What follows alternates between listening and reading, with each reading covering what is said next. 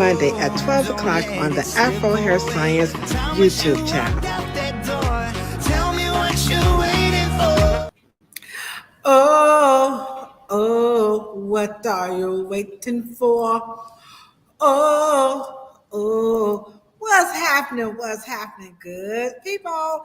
How are you guys doing out there? Y'all know who it is, right?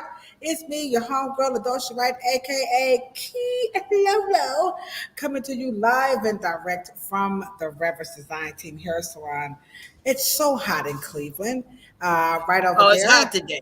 It's hot today. Y'all know who it is. There she is. That's right. It's my PNC, my partner in cosmetology, the one and only Cheryl Morrow, What's aka up, the Hair Tito? Oracle. What's happening? What's happening? I have put some curls in, and it's got all hot. It's hot, but I like it hot. You know, people like it's too hot. I'm like, shut up, shut up. Summer is for kids. Summer is, and not only that, I mean, it's already hot. Well, Cleveland, we are hot here pretty much. I mean, we're hot for only, maybe like 3 months, and then after that, it's time to get cold. But speaking of hot, look at Theo. Theo, how you gonna play me like that? I mean, really? Don't say that. I don't curse at you. I don't use any profanity towards you. I mean, I might use a little right here on YouTube. But anywho, it's okay, Theo. But I'm gonna be coming to y'all when it starts snowing. I'm gonna be coming to you guys when it starts snowing. But anywho, what's happening? What's happening, good people? What's going on? We are 24 episodes in, and today we're going to be talking about visit Barber and the cosmetology school before you attend. So it's all about should you vet these learning institutions. And so last week we were on and we were talking about, just sometimes when you feel like you just want to give up. You're trying to balance, your career, you're trying to balance your school, because most people, when they go to cosmetology school, they're already in another career, and you're finding your purpose, and you're taking a big leap. Some of you guys might already even be in high school or cosmetology school, and you don't have any other career options. Maybe this is the one that you felt like you were just born to do. But either way, there are times in your life when you're in school and you just feel like, I don't know. And sure, you did a really good job at helping students understand, what's required. You know what I'm saying? And so that led us to our next topic is Absolutely. sometimes a lot of the irritation that people have and angst and all this, that, and the third about cosmetology schools is they feel like they're just not in the right place. I'm okay with the education and the ups and downs, but what I don't like the school. And so we're going to do this topic here in two parts. So one, we're going to talk about, actually vetting a school, visiting it and all this other good stuff. Then we're going to come back with part two, and we're going to talk about what is an accredited cosmetology school and a non-accredited. Is there a difference? So I think, Cheryl, I'm really waiting to see what you're going to say about, accredited. And I talk about this in my book here, Cheryl. I got a real good chapter on that whole cosmetology school process. I would say in writing my book, I was nervous to write about this. I really was. And so what I would like to do is actually use that chapter in my book. Shameless plug. It's available on right here at the Reverse Design Team Hair Salon. You can download this book on all of your ebook platforms. And then, of course, it's also on Amazon. And it's in some local bookstores. You can find it at Kent State University. It's in their bookstore. We have some bookstores here in Cleveland Heights that also have the book. So the book is in a couple of places. But anywho, I want to use that chapter as a springboard to talk about the behind the scenes. And it's not to really discourage people, but I did feel like I was exposing something. And so, but we'll get a little bit more into that next week. But today, we're going to talk about, vetting, a cosmetology school. And so, so this is a very important topic. What's going on? I ordered your book. By the way, yes, I did. I know you don't think I did. Hold on, Cheryl. I got it. Hold on. Let me go into my account. Wait a minute. I got to be Petty Franklin right here. I'm sorry, Cheryl. Y'all just see. I know you're. And we want to get her to come on because she just wrote a book. Hold on. Y'all know old people. We don't really know how to use. I ain't gonna call my niece over here and show me how to find it because I know she's gonna get irritated if I do that. I ain't gonna do it, cool. So I'm gonna leave you alone back there. Hold on, you gotta here it is. It's arriving Wednesday because I got proof. There it is. Okay. So let me just bring it up close. This is her book, A Heritage of Hair. And so she's in the chat. You know what I'm saying? She always pops up, comes through every now and then. And so I'm really excited to read her book. We need you guys to support her. Please support. Can you drop your link to your book in the chat if you could? People do watch this after the live. As a matter of fact, Cheryl, we just need one more. If we get one more subscriber right now, we will have hit our 2,500 mark. And that did not take us long to do that. I mean, you know what, Cheryl? One thing I really like about what we're doing. Oh, Cheryl said, stop doing. Okay, I see you, Cheryl. Cheryl said, don't take the cue. Okay, do it again, Cheryl. Show what they need to do right now. One more like. Here you go. Cheryl, show y'all what to do. Pump me on. Pump me on.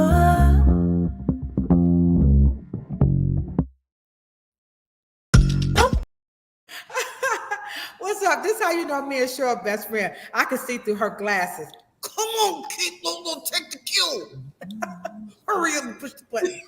I'm learning, Cheryl. I'm getting better, guys. To keep telling y'all, you guys are laughing, but one day, Cheryl and I, we are truly going to have us a real live, TV show with our own production crew, and I won't have to do this, but I'm doing okay. I'm doing okay, right, Cheryl? Cheryl, like, come on. Anywho, one more person, and we will have reached our 2,500 goal of subscribers. And so, with that being said, Cheryl, before we hop into the topic, what does an authentic build for this channel means to you? As an heiress, in this industry and an educator, what does building this platform authentically? Because we don't do ads. We're not asking people for money, though we do have a super chat, but can you talk about that just a little bit? Well, the continual education, because we want you guys also to know that even when you reach, the professional salon or you reach the floor, it's an ongoing thing. And so if you see us pouring into you, we want you to then pour into the industry. We all pour into the industry, and then we want you guys to pour into somebody who was once where you were now. And so it's always a domino effect. It's always comes back full circle. And so we're here to support you. We want to support you because we know you're going to support some other person. So the podcast is to just reinforce it, but we want to come off authentic and to not be aligned with any other messages or any other people's agenda. Our agenda is your education. So we wanted to all organically kind of grow it so we can grow it with you because of you. And that is what we are trying to do. We are not trying to say, okay, let's put a $10,000 budget and then say, oh, we're fabulous. No, we want you to have a part in a say in what we even talk about and what we address so we can help you. People don't care how much you know until they know how much you care. And that's what we want to do. Oh, that's absolutely wonderful. And also, this is not, it's a shameless plug, but it is an authentic plug, to Miss Esther T. Jones, who we don't know her from a can of paint. We're just going to be honest. But she has been rocking with us almost this entire podcast journey. And she gave us the wonderful idea of inviting people onto the platform. And again, this is a community of people who really do care. And we just want you guys to know that this is what we're all about. And you don't have a platform like this where it's bipartisan in all the aspects of what that means. Shirley and I, we have our angles, don't get it twisted, but we do understand that you don't have to be like us, and they not like us, and guess what? We not like them. And so I'm trying to get these glasses right. Anywho, but we respect that process. So I agree with you of why we're building it, and we can't do it without you guys. But according to Rike, she says this is what she believes, Cheryl. She says, I believe you guys already hit that. Now I checked last night and it didn't happen, but if we did, then we are the and so a big clap to all of you guys for helping us. Some people, because I've been I've had the channel for a while, but it's not like now. Me and Cheryl, we are not trying to become influencers. That just ain't gonna happen. Hell no. You don't want to become an influencer? No, I No. don't want to work that hard. No, we ain't trying to do that. But what we are trying to do is wonderful things like this. Y'all see this young lady right here, Yate Keaton. All right. This is exactly when Cheryl says we have to get out there and we got to pay it forward. Y'all put some hand clap emojis in the chat for this young lady, because Cheryl, in addition to us talking about this topic of visiting a barber or cosmetology school before attending, talk about that bold step it takes to write a book, and why we are going to support you, Yate. We truly are. You just don't know how serious we are, but we are. But Cheryl, because we don't have her on, talk about that as a bold process, because this also, when you're visiting cosmetology school, you'll know why books are important. We'll talk about that, but a little bit. What's the name of the book? Yeah, the name of her book is A Heritage of Hair. Can you write that? Let me make sure I'm saying yes. It's A Heritage of Hair. And let me see if I can get a little. We're going to have you come on if you in this living the legacy of my heritage. So what it's saying down here it is. I'm going to take the time and read it, guys. The ups and downs and back and forth of overcoming disappointments and adversity to become this top level executive hairstylist who believed, achieved, and succeeded. A Heritage of Hair tells the story of a mother who struggled to realize her dream of becoming a licensed cosmetologist, and a daughter who stumbled upon her childhood passion after a life-changing industry puts her back on course of pursuing her first love of doing hair. That definitely deserves a serious hand clap. Put those hand clap emojis in the chat.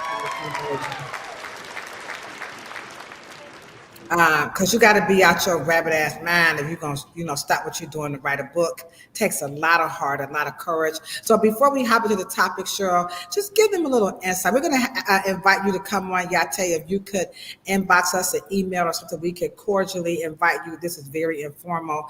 But Cheryl, talk a little bit about that bold process of writing a book that people think is so easy to just pick up a piece of paper and start writing or typing. Yeah, I think authors, when you go from a practitioner to something that requires your thinking cap, right? And authorship is you totally not using your technical styling skills, but you're telling a story. And that is pure when you're ready to become, it's almost like a level where you're rising to a level of this universal teacher, right? And now you are a part of the inspirators, right? You want to inspire. And but the discipline it takes to remember details, to organize, to work with ghostwriters, or to work with and to get your own notes, get a proofreader. There's so much disciplinary in writing, because of course then you have to, yep, there you go. It took 5 years to complete. And so, and then two, because it's a lifetime of memories, and it's a lifetime of putting something together and trying to do a lifetime, especially up until this point, trying to put it in chapters so someone can read it in a couple of days, something that happened in someone's total lifetime. But in just trying to step into, how dare you write something that you believe that are going to inspire other people. You can't, um, you can't second guess it. You just got to write it, You you just know? gotta write it. Yes. Right. And you just got to do it. And you don't know when it's going to be finished, because it's a story. And so if you want someone to leave with some ideas about how to continue and to do what you did, you definitely got to put some thought in it. Some careful step by step logistics, and then the discipline to write about something that you lived or you've experienced. Just like you wrote, your book, Ladosha. It's a collection of what you hold near and dear, but just the audacity to think that someone could learn from it, or utilize it, or put it to work, or make it applicable in their life. Audacity, perseverance, and a little bit of painstaking patience. It is, and to finish it. So congratulations. Yeah. On that. Yeah. Yeah. More. Yeah. I wish more cosmetologists would write. Yeah, we wish. With that being said, that's a perfect segue into our 24th episode. And again, right here on the Afro Hair Science YouTube channel, we're also live on Facebook, and we're also kicking it on Instagram. What's up, Instagram? It's so nice to see you guys join us.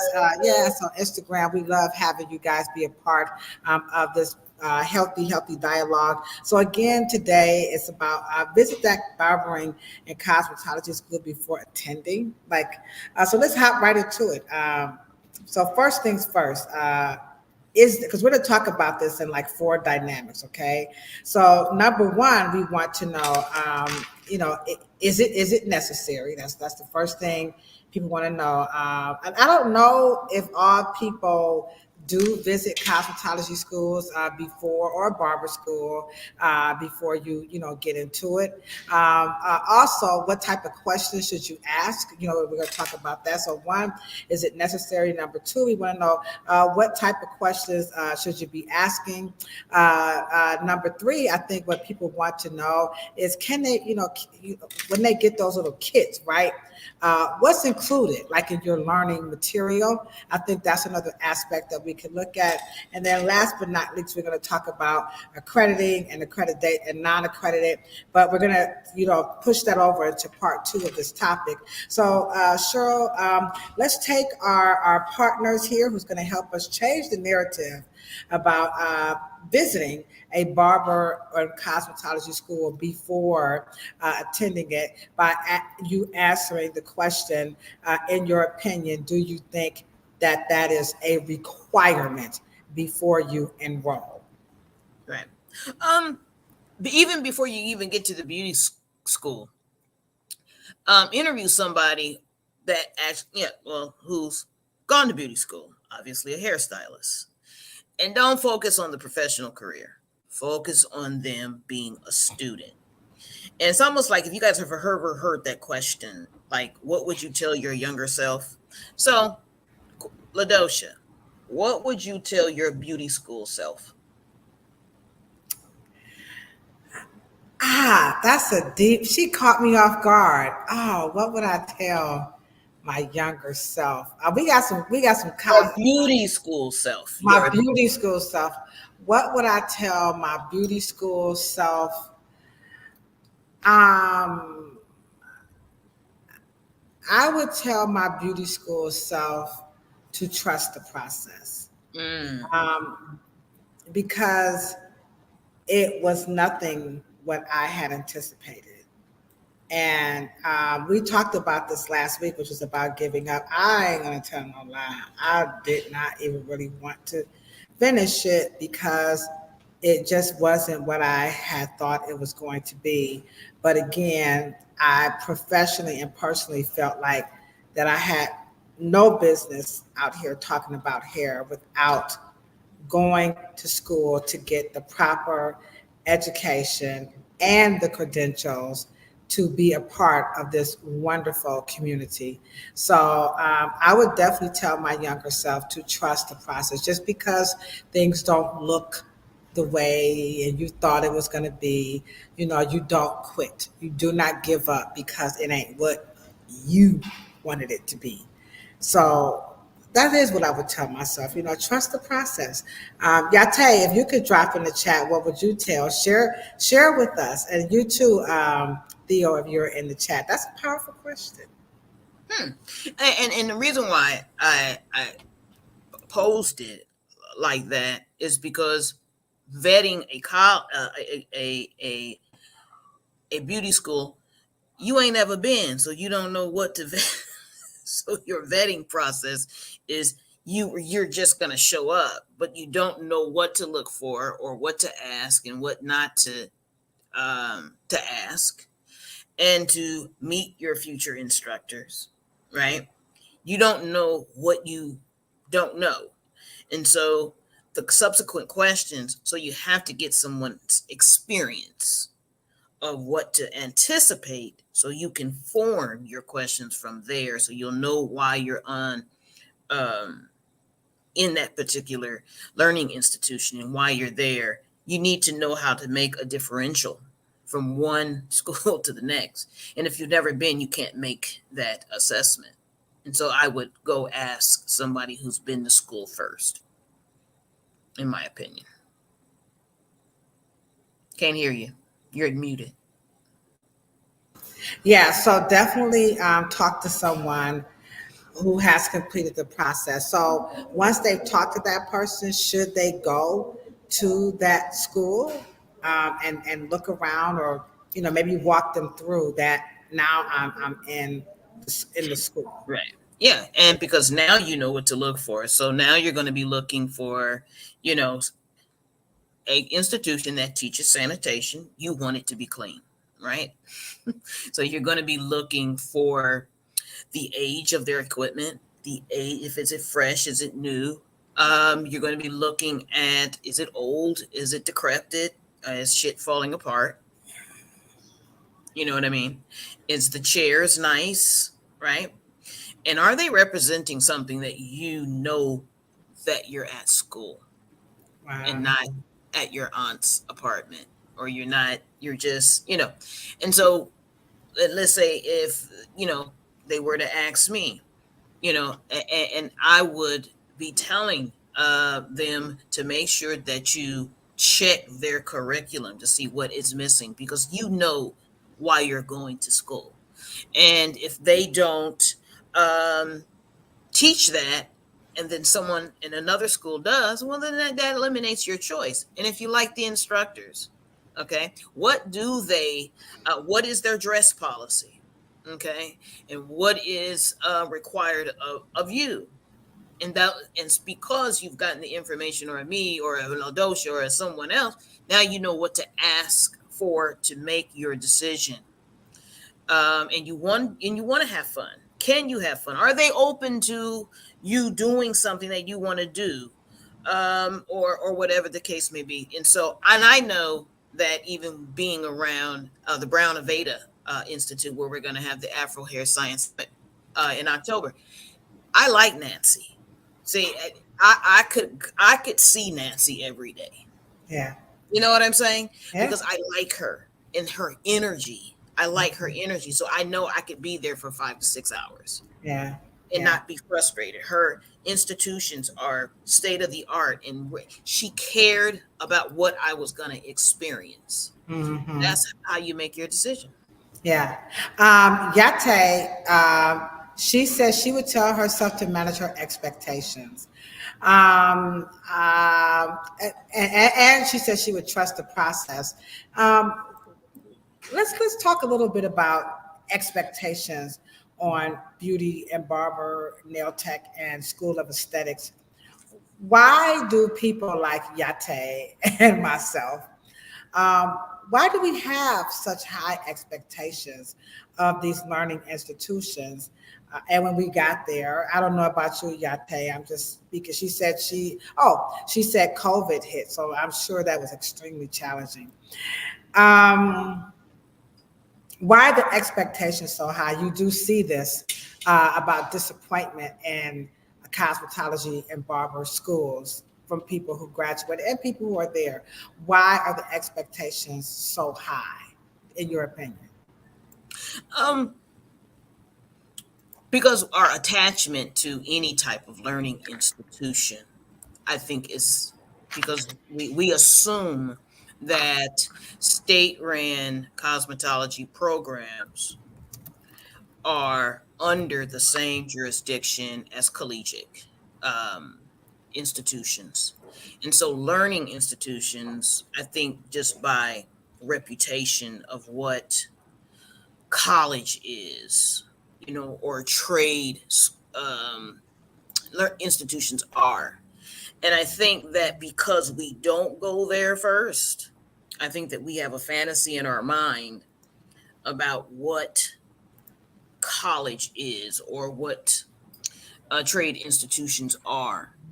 And also, I do realize that the marketing machine of cosmetology schools are not what they actually are in representation. And the school is only good as the staff and the administrative staff. Mm, So, this podcast, as you pose the question on why you should vet, is because make sure that in those advertisings and advertisements and those particular videos of this particular college, and and thank God, and I probably won't say this at any other point, but thank God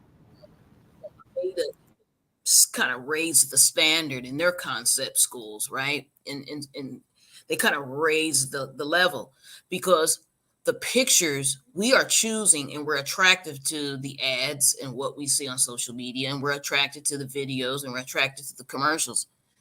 But we have to go to make sure, because our expectations is that if you're going to spend money in your education, you do want to have a pleasant experience. And so that stretches you, because we're expecting trade school or college to do that.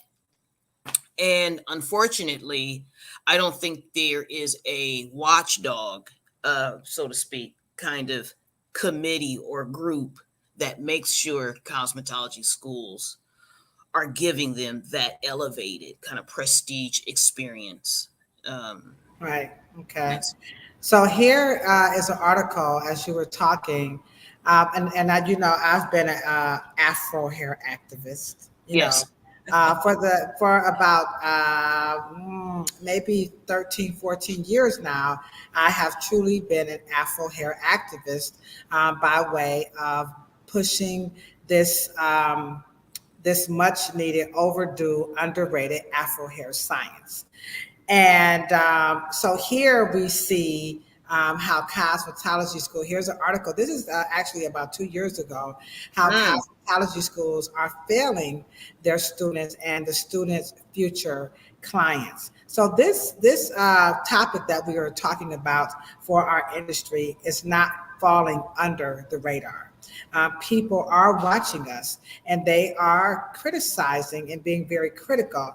I'll scroll down and get into the topic a little bit more. But do you have any thoughts about journalists and news anchor people who are kind of exposing or bringing this concern to the attention of how cosmetology schools are failing their students and the students' future clients? Because that came up a lot in the activism that I have continue to have about hours and things of that nature. So I want to pull up some more information about this article. But do you have any thoughts about this hot topic? yeah. And in the spirit of being an author, and people don't realize that you can be a content creator. And if you do see something that is a pattern, or something that you want to change, write about it and post it and put it in journalistic form. Put it in content so somebody can repurpose it and so it can gather, because we don't have enough beauty editors, right? And we don't even teach it. And so beauty journalism is very important, especially in the social media world, and post and content. There's a lot of content creative kind of websites, beauty independent. They still have hype hair. They still have, a lot of good social media where you can become a content creator and start writing articles. You don't necessarily, and maybe you won't write books, right? Maybe you'll write articles, but it's important so that they catch eyeballs and catch, what I mean, likes, and gather kind of a lot of moss in terms of comments, because it helps Mhm. us getting that out. Good question, actually. Yeah, yeah. So, according to this article, now again, in our industry, as all the others, opinions are like cell phones. Everybody has one. Okay, and so basically, what they're saying is they're talking about the cost of the cosmetology school. They're talking about $20,000. Now, they are pointing out that this particular amount is for premier schools. Okay, so we understand that this is not the cost probably, and for most people, but $20,000 is about the going rate. And it says that they fall the students short because they're lacking in the basic skills they need to work in the industry. So here's where they say this is a detriment. So as we're asking them to vet the schools, should they be asking, what are you teaching me, or will you be teaching me? So that when I graduate, I can meet the demands of the workforce. And for me, I found that research about 15 years ago, where the actual National Association of Cosmetic and Supplement Sciences, the NACS, these are the people who accredit schools. They paid a private company to do this research, and they found the same thing, and that was 14, 15 years ago. So here we are 14, 15 years later, and we see the same thing. So what type of a question or would an Yeah. interested student ask when it comes to being prepared for, the actual workforce? Mm-hmm. Mm-hmm. Yeah, good question. Well, I don't know. I think some people assume what their curriculum is going to be. So you can ask to see their curriculum. And you also can go on that beauty school's website if they have one. And we hope that all beauty schools have websites. And you can look at their, you know, sort of their vivite or their roster of courses, right? And then they usually have, I think, the hours attached to them and how long they're going to attach to that particular subject. And and if you go in and speak to their um, instructors, right, and to see how flexible they are in even adding something that you could say, you know what I mean? Would you mind if we add this, or do you mind if we can get someone to guest speak on this particular subject? You can always make suggestions and find out how open they are. And if their curriculum is not as dense as you want it to be, move to the next one. You have the choice. And if you get a school that whose curriculum is comprehensive enough for you, then especially when you're talking about money, and because you got to pay it back, That's right. but let's just understand that they're there to please you. They want your business.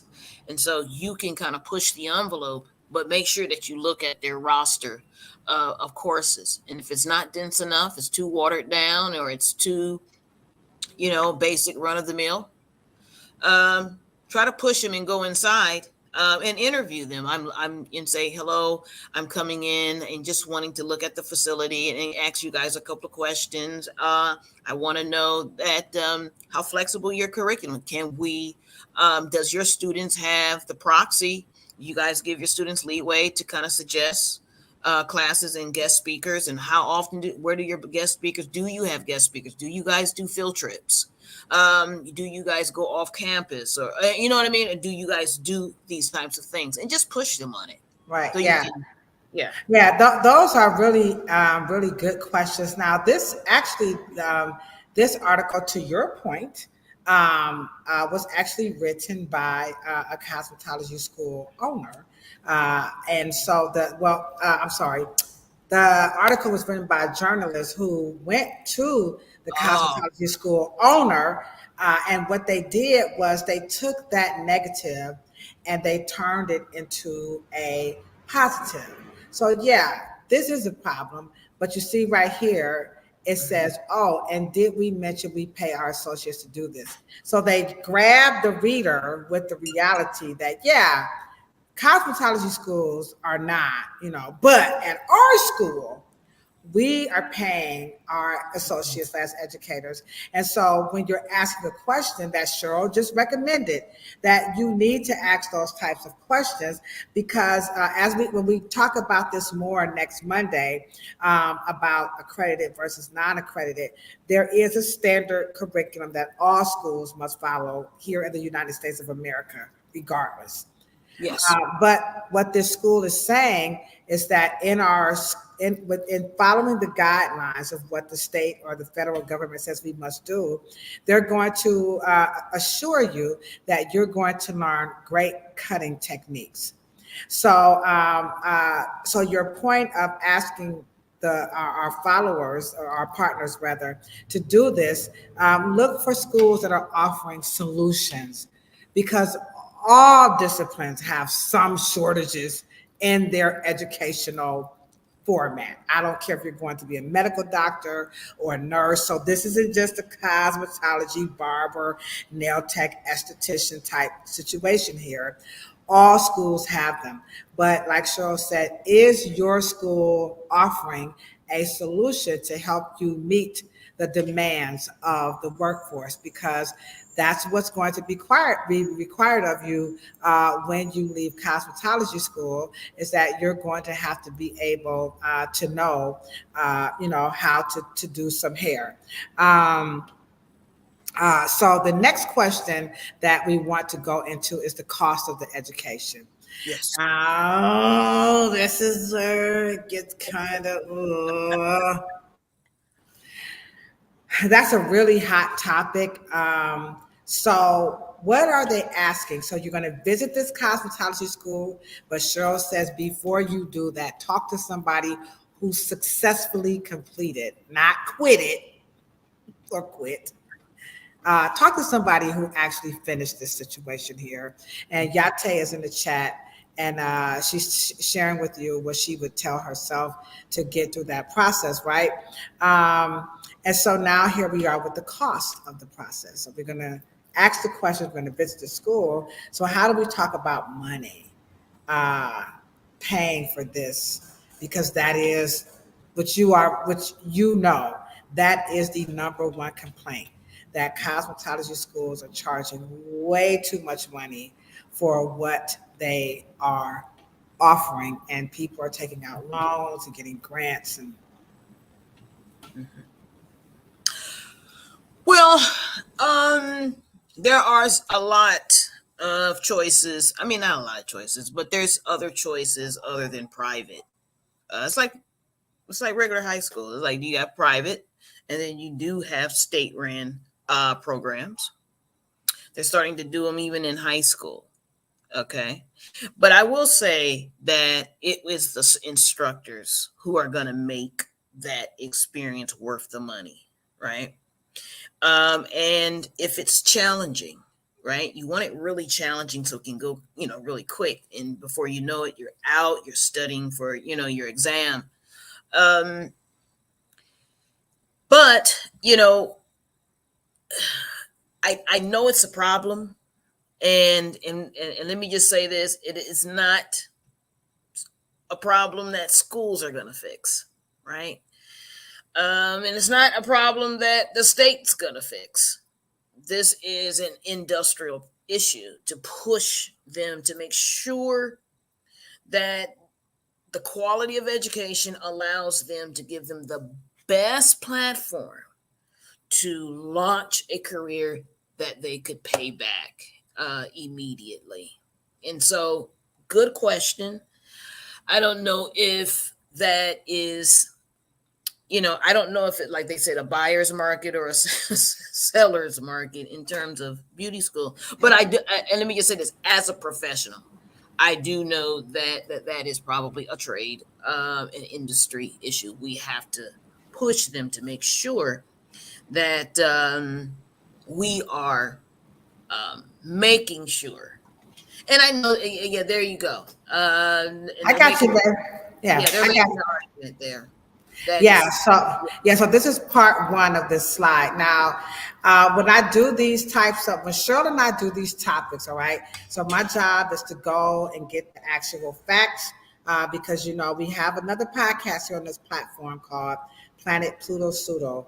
And one of the biggest challenges that we have in our industry today is misinformation or just flat out lies. Okay. So I decided, for this particular presentation, let's just go to the source. So Milady's is the book company and that all the schools use.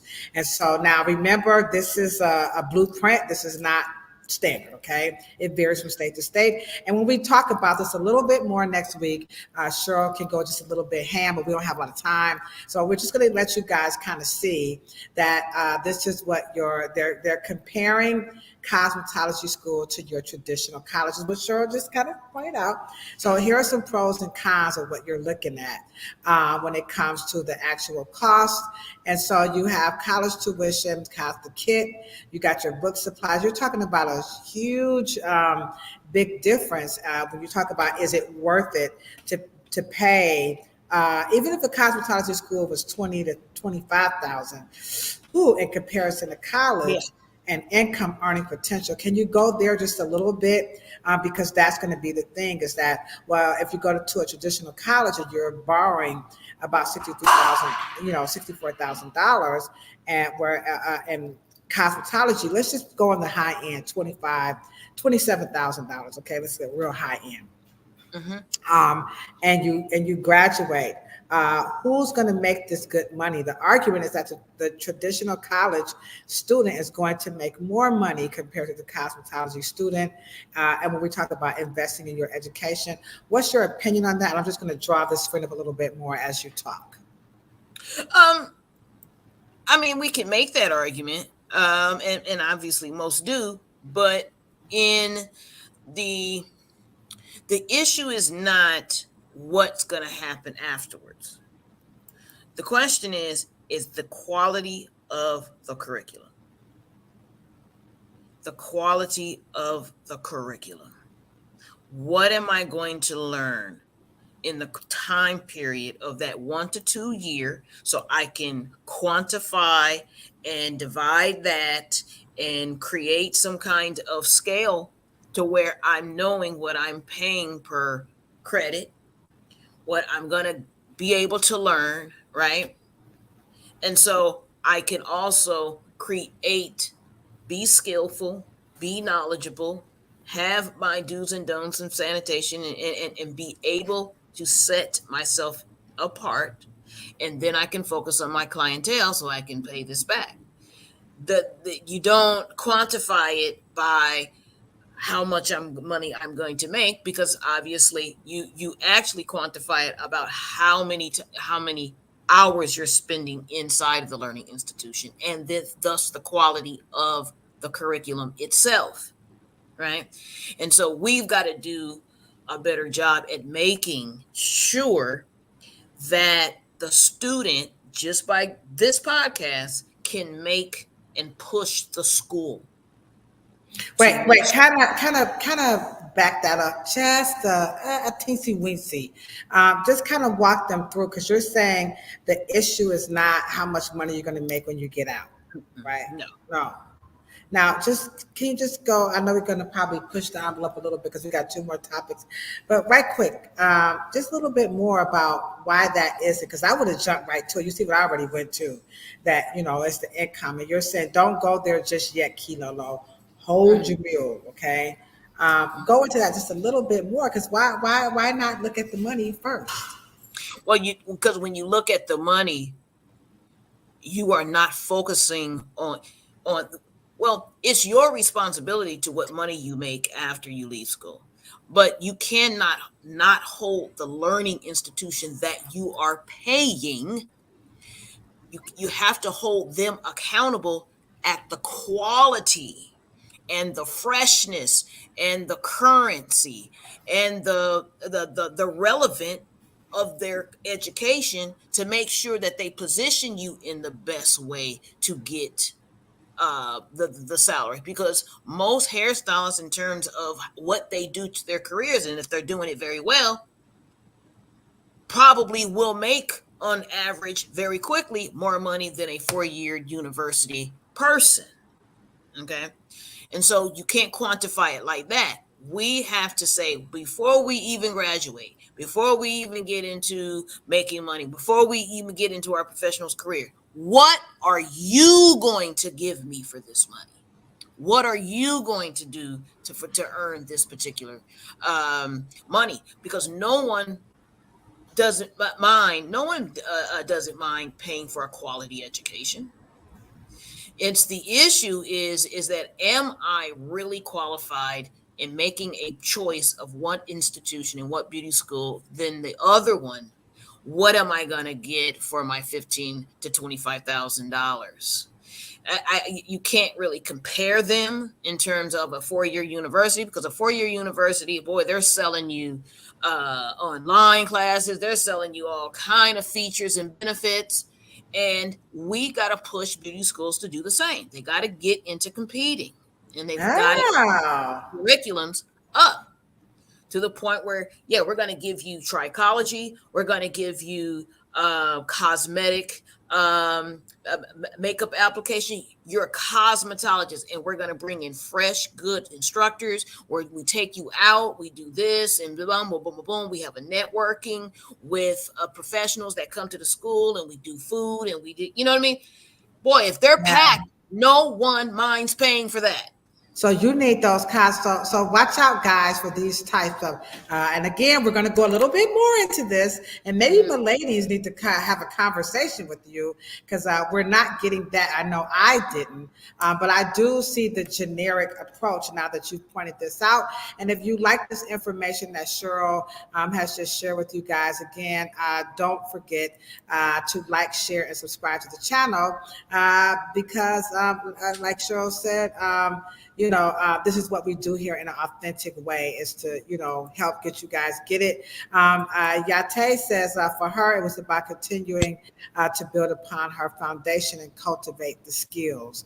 So buyer beware is what we're saying for those fancy cosmetology schools. It's not as expensive as college, because it's kind of giving you that rose-colored, lens. As Cheryl said, it's something a little bit deeper. So that was very, very powerful. So is the cosmetology school worth it? Cheryl said a little bit more digging before you answer that. We got 2 more points before we wrap this up. The second one is going to be what's in those kits. Now, what's in the kits has been, again, I swear, y'all, this is in my book. It is in my book, what they don't tell you at the hair salon.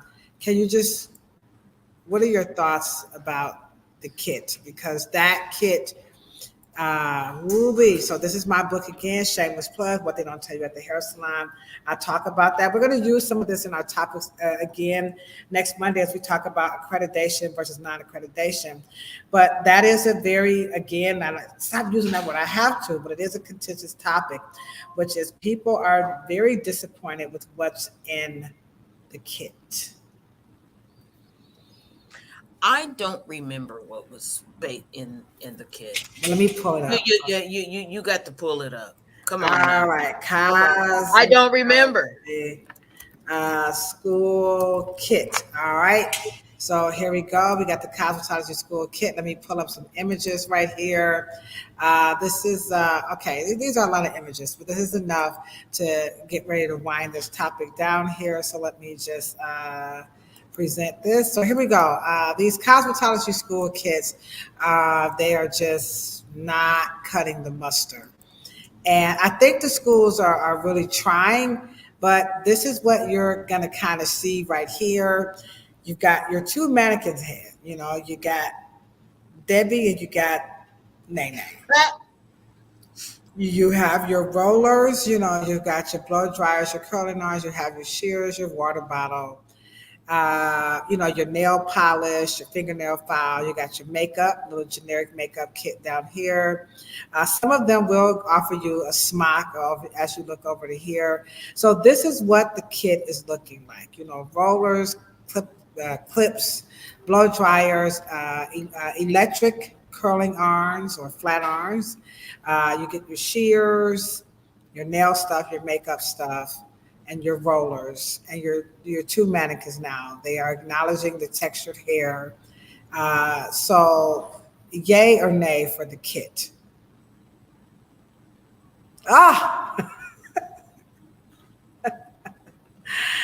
We got enough time. What's wrong with the kit? I gotta find a one, you know, Price is Right. What's wrong with the kit? Because this is going to contribute to you're going to visit the cosmetology barber. You know, you have the little mannequin hand. Y'all know, you know, you got the little, you know, your little muscles, you know, placements and all that stuff. You know why? You know what's wrong with it? Because they're just practicing. I'm playing devil's advocate.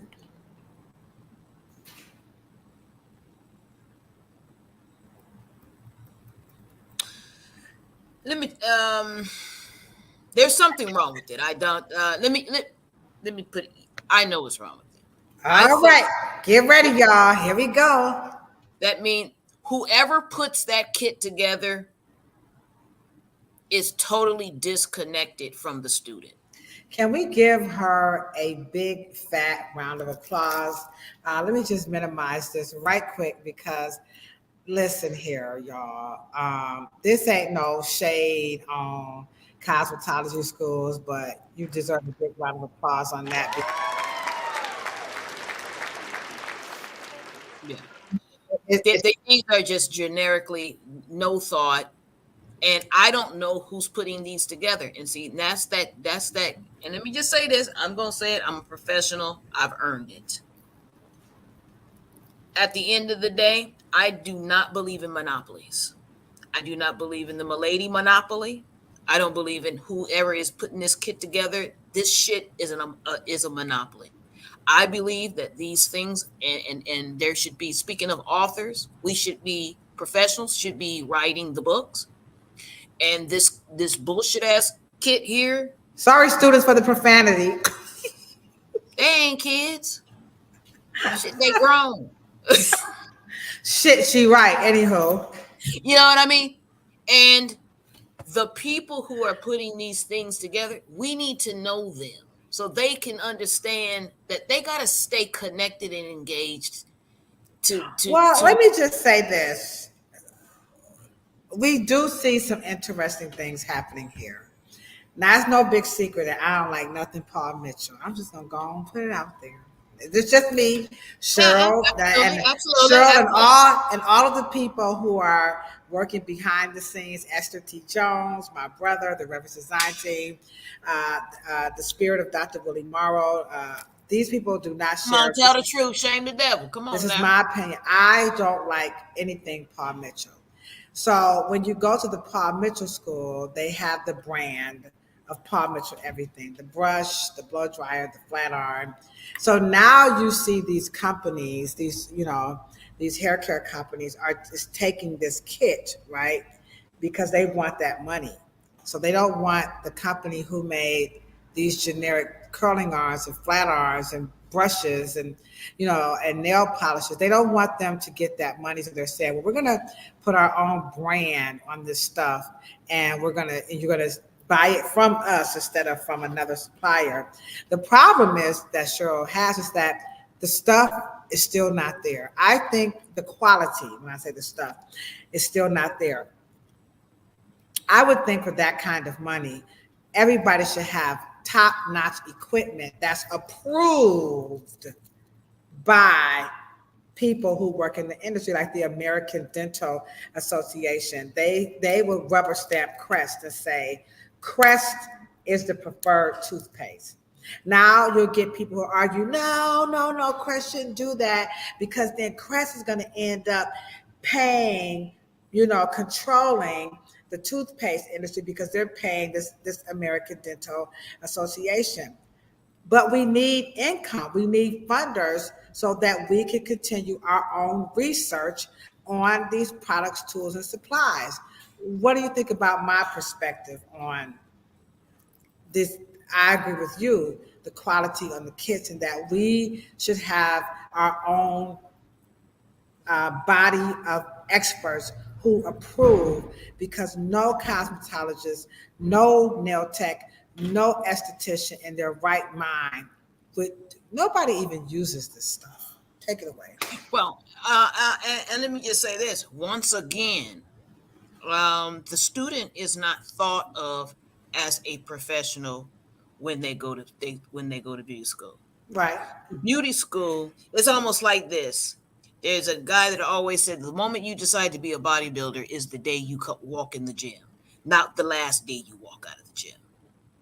You got to be a top hairstylist. So I have to be able to put you in the process of the toolery and the tools of the trade, right? And for you to be able to be walked through, there should be a choices of all of those things that are in the pool. So one may pick this clipper, that one may pick. Now there may be only three clippers to choose from, but you get to be a part of it because you're learning about the tools of the trade. You're learning why combs are shaped this way. You're learning this and you're learning that. Then you get your kit because you chose it and you ordered it and it's coming in. You're so excited and you own them. And then you save them. No one saves a freaking beauty school kit. No. Nobody. Nobody. Because it's not memorabilia. And then and then like I said, and then you have these companies like Paul Mitchell who will brand, slap their name on a blow dryer that's no good, flat irons that can only straighten, when most hairstylists are curling and flipping and turning. There's all kinds of stuff with flat irons, and I'm not, anywho, you get where I'm going. You have a device, you have your father's, the Morrow Calm attachment. Well, here is one over here, but it ain't the Dr. Willie Morrow Calm attachment. It's the one that the Chinese, I shouldn't say that. I don't know who they are. Them people over there, okay? Right. They're making the knockoff. I take that back because they may not know. Knockoff. Good choice. Gotta correct myself. That was a bad thing to say. Bad Dosha. Okay. No, it ain't, because that's what the shit their asses is buying on TV. Okay. Yeah. So you have these, and you're right, because they cutting corners because the tuition too damn high. Right. See, it's all a part of the process. Right. And so you have things like that. And these are things that Cheryl talks about in the school, what else they could be teaching. Couldn't they have, instead of cutting the hours, couldn't we have some advanced education on how to make mannequin hairs and mass produce them and sell them to cosmetology schools? Couldn't they have a course on how to manufacture flat irons and you get your brand and you sell them to cosmetology schools? Like you got this number 45 and Kamala talking about they want jobs in America, but this is our industry that's getting overlooked, and you have these dang going monopolies that Shirley's talking about, big corporations who's not making it possible for us who work in the industry to get a piece of that money grab. So I agree that these kits, and I don't know. So again, we're 24 episodes in, and we are wrapping up the conversation. And this is all about vetting cosmetology schools. And so far, we have just shared with you guys what we think for good talking points about should you vet that cosmetology school and go visit that barber, that nail tech, that school of aesthetics. And so far, number one, you got to ask someone before you get started. Yes, you should go visit the school. Number two, Cheryl says the education, it costs what it costs, but don't just focus on the cost in comparison to a university. She wants you to focus on the quality of the content of the education as it relates to the hours. Okay, don't just say, well, I'm going because the cosmetology school is cheaper than the college. You probably don't want to do that, okay, guys? And then number three, we're talking about those kits. And so together, we both agree that those kits ain't worth the plastic bag they throw them suckers in. And then last but not least, as we close this out, accreditation versus non-accredited. So this is a really, it has to be a separate show because that's the biggest hoop that you have to get through, especially if you need financial aid assistance and you want to take out a student loan or you just want to borrow money, maybe from your credit union or something, your auntie, to go to school. But the question is it accredited or non-accredited? And so though we're going to talk about it more, what are your thoughts? And we're going to use those to begin that conversation. And I'll use it as a clip on accredited versus non-accredited. Which one, in your opinion?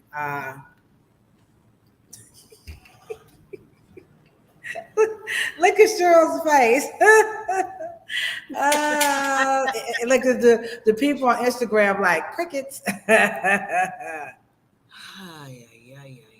I would probably say, in my ideal world, Ladosha, because of the sanitation issue and environmental issues, that it could be a combination. It should be a combination. I think higher learning and the next rank of certifications should be private. Because it gives you, it increases the competition. So that's accredited. Right. And when you have increased, and let me just say this, because accreditation is what kind of, if you think about it, kind of screwed up education in this country at the end of the day. Let me tell you something. There are school campuses, trade campuses right now that are just places to employ educators.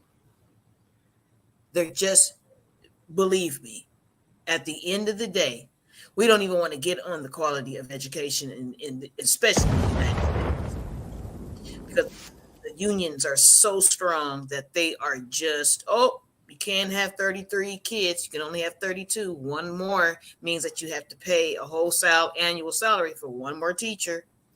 And the whole point of the matter is accreditation.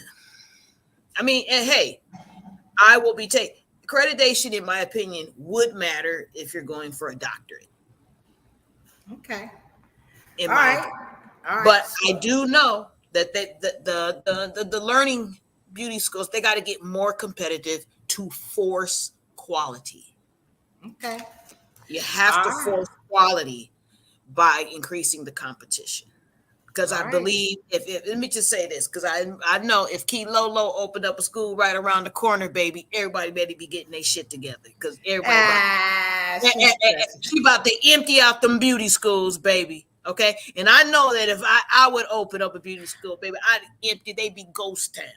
I know I'd be there for my advanced education. So we're going to come back next week because, as you can see, Shirley, now we could go on for this for a whole nother hour, but we don't want to keep you guys because we know you guys are in school and some of you guys are hair aficionados. But because we know that you guys are so passionate about your education in barbering and cosmetology, we just want to remind you guys that number one, Shirley and I were going to be in Texas, the same Texas. Woo. We're going to be in Houston, Texas at the Beauty Under One Roof. That's right, Beauty Under One Roof.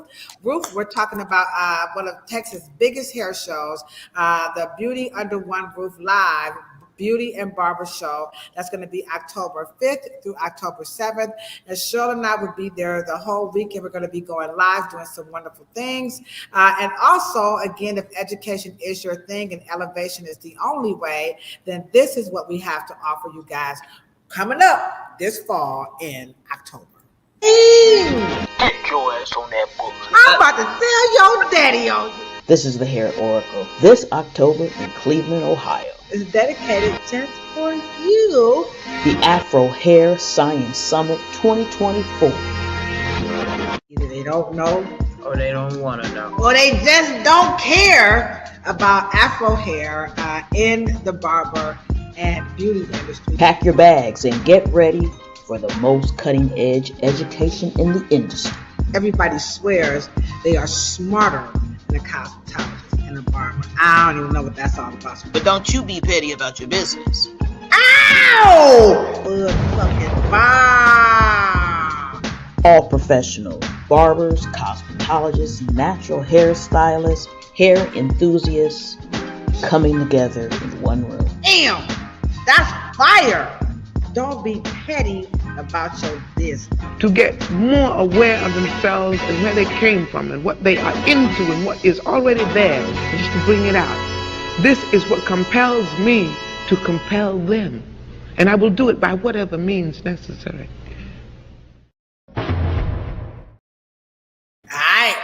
I would Nina Simone, and I would do it by any means we can, any means necessary. And I would do. That's why I ain't opening up no damn cosmetology school, because if Cheryl open up one, they ain't gonna come to me. Everybody be gonna go over to Cheryl. So I would you, VK. We need to get Cheryl to open up a cosmetology school, and then I would work for her. And you know what I'm saying. So anywho, we hope you guys have enjoyed the 24th episode. And the question is, Thank you. a barber or a cosmetology school before attending? Emphatically, we say yes. We just gave you 4 things to consider before you do that and making your decision. We also invite you to join us this evening. Tonight, the topic is all about reading those dang on ingredients. And then this Thursday, check this out. It concludes our full month of Legends of Cosmetology in the barber and beauty industry. And we had 3 wonderful gentlemen who gave us wonderful interviews. But this time we are going to conclude with a young lady out of Atlanta, Georgia. She is the owner of a hair salon in Atlanta called Peppering Under One Roof, I believe. I think Rashida put Peppering Under One, but I thought it was Peppering Under One Roof. We'll find out. So again, her name is Miss Tamara Bowe, and she is going to join us, and we're going to be talking about the future of African American hair salons. Renato gave us some wonderful, opinions about why we're having, such problems in the industry. Ivan talked about building the industry. Chris Blue addressed the mass exodus. Now Tamara is saying, okay, all that's cool, guys, but the sister's going to bring us home to the future. And I think this is going to be absolutely exciting. So get ready to join us Thursday at 9 o'clock, 9 o'clock p.m. on Planet Pluto Pseudo, at 6 o'clock on the West Coast. All right, Cheryl, you think that's it? Oh, yeah. Well We did a said. good job. We did a good job. You want any closing thoughts for us? Well, let's just say, make sure that we did the step. Call, ask questions. Make sure you ask questions. I'm available. Email us. Email Miss Ladosha, aka Key Lo Lo. No. Hey, just ask a dumb question, not a dumb mistake. It's just that simple. All right, guys, we'll see you back this evening at 6 o'clock p.m.